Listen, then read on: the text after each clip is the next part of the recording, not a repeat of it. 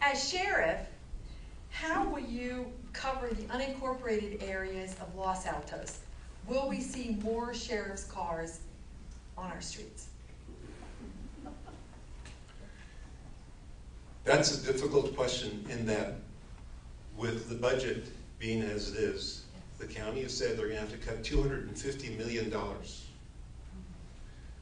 It's going to be quite interesting to see how and where the cuts occur.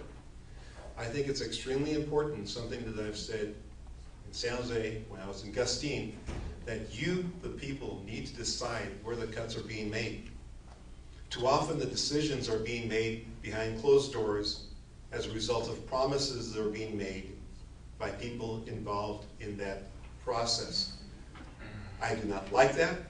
I do not like that type of non-disclosure.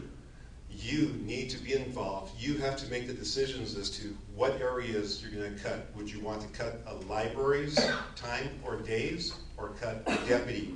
Because those decisions are going to impact you severely.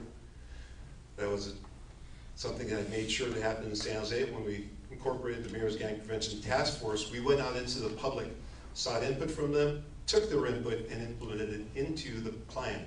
In Gustine, when they wanted to raise a sales tax, I also talked about it in public. They talked about being in favor of it. However, the city manager said, we're going to use the money however we want to. And I said, I will not back it, and I will talk to people about what you've done. It's wrong. You should be involved in this process.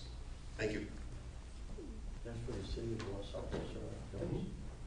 Well, I suppose it would be either. Well, I think some of the things that we would have to do is, as a sheriff's department, you would also work with the other departments close by to get a relationship. So for some reason, a deputy is not out there, we could get some support from the other departments. But I would look at definitely having the deputies drive around in the area more, and maybe even getting into what they call community policing, city, stopping and talking to people and finding out what the concerns are.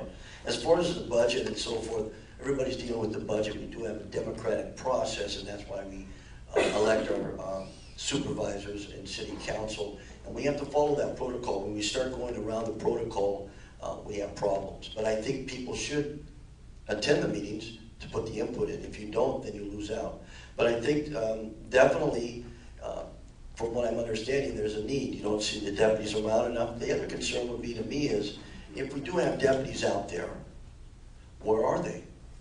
And so does that mean as a sheriff, I would drive around the area and kind of see where everybody's at. What if they're parked over here? What if they're not doing the job they need to do? Then you get them going. But if no one makes them accountable, you lose those deputies. So I'd make accountability a top one. So to stop.